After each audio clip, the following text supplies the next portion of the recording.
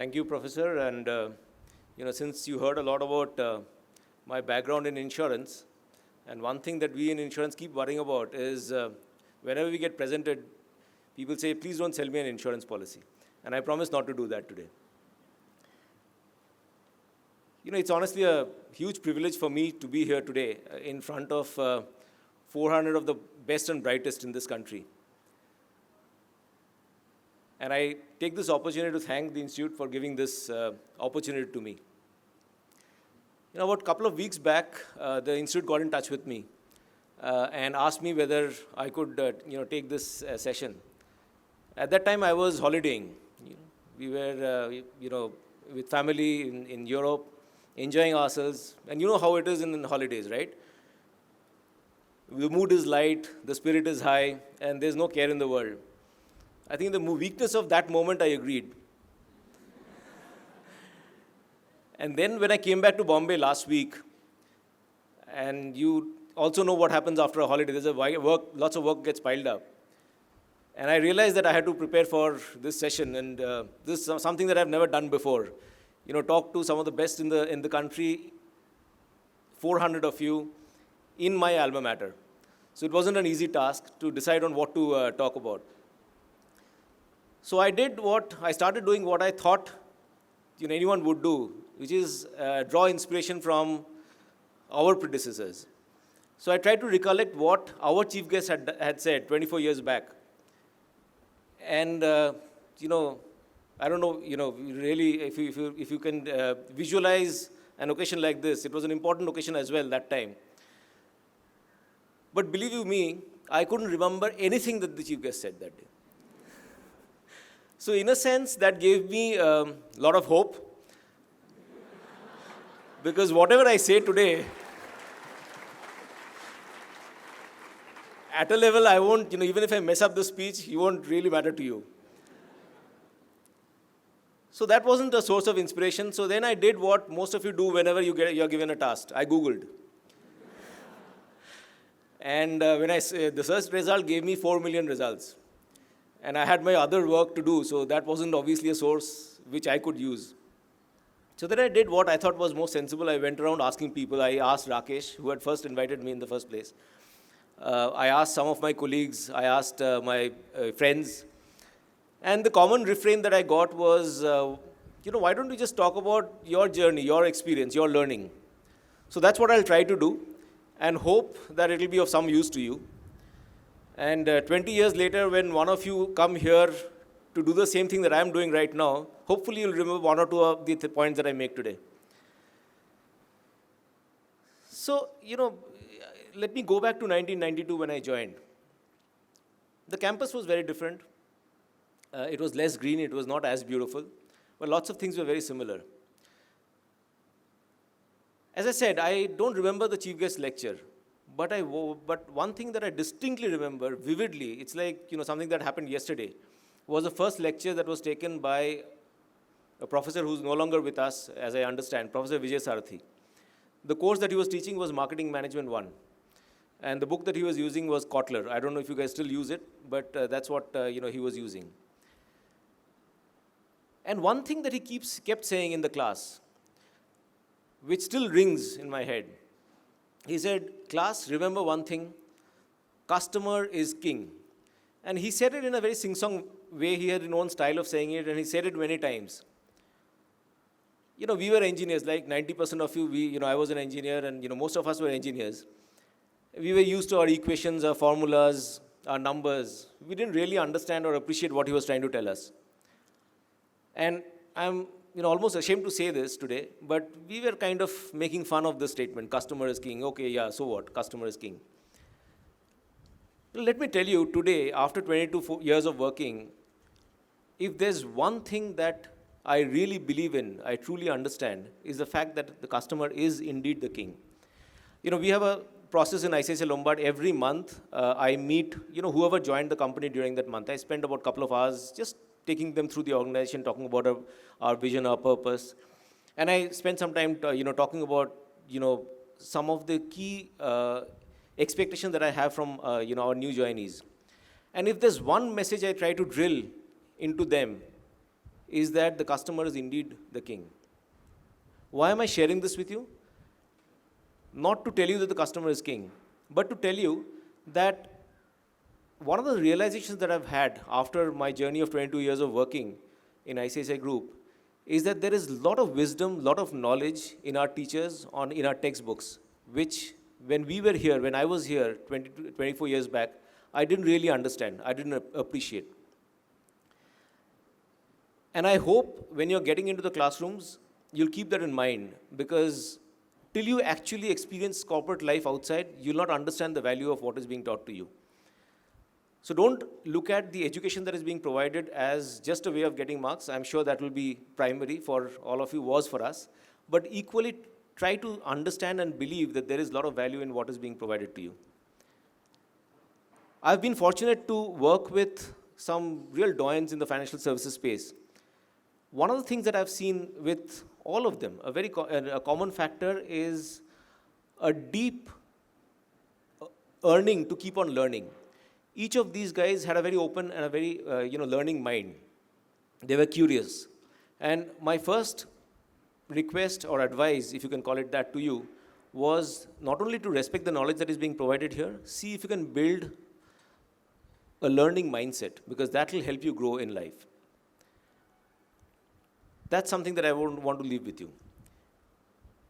The second learning that I had, in IIM Bangalore was, and when I share this with you, I know that over the next 2 years, you'll forget it. And 20 years later, you'll regret forgetting it. Let me talk about one of the key subjects that we didn't pay any attention to as, students at that time. Most of us chose, the engineers typically went towards finance, the other guys went towards marketing, and we used to have this big debate about which subject is more interesting. The marketing guys used to, battle hard for theirs. We used to find finance much more interesting. We never could come to an agreement as to which was better. But on one ground where we all agreed was that there's one subject which is really useless, and that is what we used to call OB, organizational behavior. Today, I believe you call it managing organizations or managing people. Let me tell you today, we were plain wrong. We were stupid. One of the things that you learn when you come out and start working in organizations is that you may be technically very sound, but you can do nothing if you're not a good people manager. One of the key components of our training, what we are trained to become, is to become leaders of our businesses, to become change agents, to become policy shapers, influencers. That's what the role you will play in due course. Now, for any one of these roles that you play, unless you are able to work with people, you'll never succeed. You may be the top-notch financial analyst, you may be the whiz kid in marketing, but if you can't motivate your team, if you cannot convince your boss that your idea deserves merit, if you cannot negotiate a win-win with your customers, you'll not succeed. So technical knowledge and competence is very, very important. But the ability to work with people is even more so in due course. And that's what OB taught or teaches. And we never paid attention to it. So my suggestion, my request would be to keep that in mind. And when you enter the OB class or whatever you call it today, managing organizations, managing people, keep that in mind. And one of the things that I went through when I was going through the course list, yesterday when I was thinking of what to say, one of the things that I saw was that there are 21 electives in finance, and there are as many as 4 electives in OB or HR, whatever you call it. And my request to the institute would be that as people understand and appreciate the value of this subject, please have more electives. So my second advice is, please understand success comes from dealing with people well. And it's not just IQ, it's EQ which matters a lot more in corporate world.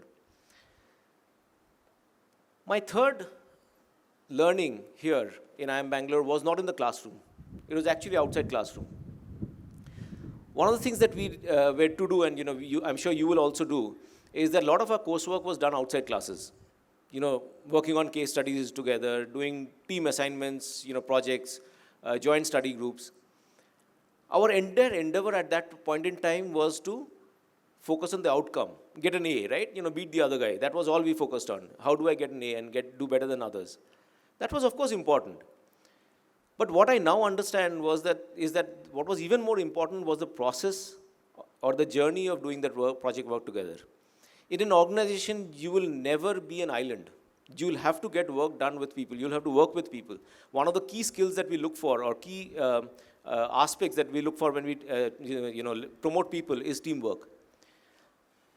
So one of the things that this does is build teamwork build your capability on managing people, negotiating again, working with teams. And that's an important element of your success in future. And the other big thing outside classroom was, please have fun. Because, it's a tough course. I think as Professor said, it's highly competitive. It was so in our times, probably less so than what you will face. But it is very important to enjoy the time outside. You'll make some of your best friends. We were, chatting just before this session. And, there are a couple of, our PGP colleagues from 76 batch, and they were talking about their friends, and we were talking about our friends. You'll make some of your best friends here. And they'll stand by you at the time of crisis when you're outside this college, the college. So remember one thing, please have fun, enjoy yourself, break a few rules, or maybe you don't. Maybe if I say that if you break few rules, then I'll never be called back again. So don't break rules, but otherwise, enjoy your time. Personally, I had a blast. 2 years of my IIMB days, 90 to 92, to me was the most enjoyable period in my life. And I think because I enjoyed my time outside class is really why I enjoyed the classwork in itself. The fourth comment that I'll make is not my learning so much from IIMB, but over the last 24 years. You see, all of you are here, you're successful academically, that's why you're here. And you will keep on driving for success. One of the things that you learn with experience is that success and failure are really two sides of the same coin. The seed of one is planted in the other. People, chase success, and one of the things that I advise people is that, you will get success when you go after something that you're really passionate about. It's very typical, and you'll see it with your group. It was there with our group. There is a common herd mentality. All of us want to do the same thing. Everyone in your batch will want investment banking, maybe, in London. You'll want consulting jobs. Nothing wrong with those. But you must be passionate about that job. Don't chase it just for money. So you will get success if you follow your heart, follow your passion. But one thing that you will learn in life is that somewhere around the corner, there is failure. Life is not a bed of roses. And if you don't taste failure, I believe that you haven't tried enough. Then you haven't succeeded. So when you experience failure, so true in the life in the corporate world, success is defined not by how many times you fall down, but how many times you pick yourself up. Please keep that in mind, build resilience. It will help you in the long term, in real life. Whenever you get the opportunity to be a chief guest, it's an open invitation to, you've got a captive audience, you give them a lot of advice. So that's why I'm continuing. And let me end with my last bit of advice. You see, all of you are successful. You've done well. That's why you're here, as I said. And it's very natural for you to feel proud, especially after the speech given about, how good you guys are. And it's very right. You should feel proud. Please remember one thing. Don't let that get away. Don't let that pride, get carried away with, don't get yourself carried away by pride. The only risk to your success is your ego. We, MBAs are known for our ego. And one of the things that comes in the way of our success at times is our ego. Einstein is pretty famous for having made a statement saying ego is inversely proportional to knowledge. Personally, I believe ego is not only inversely proportional to knowledge, it is inversely proportional to growth, it's inversely proportional to friendship, it is inversely proportional to success. If possible, keep a watch over your own ego. Don't let it become bigger than what you are. So that's my 5 bits of learning that I wanted to share with you today. There's a lot of knowledge in this place. In 2 years, treat it as that, and if possible, build a learning mindset. Do the OB classes well. It'll help you in future. There is a lot of learning outside the classroom, and make friends. That's important. That'll help you through these 2 years and life.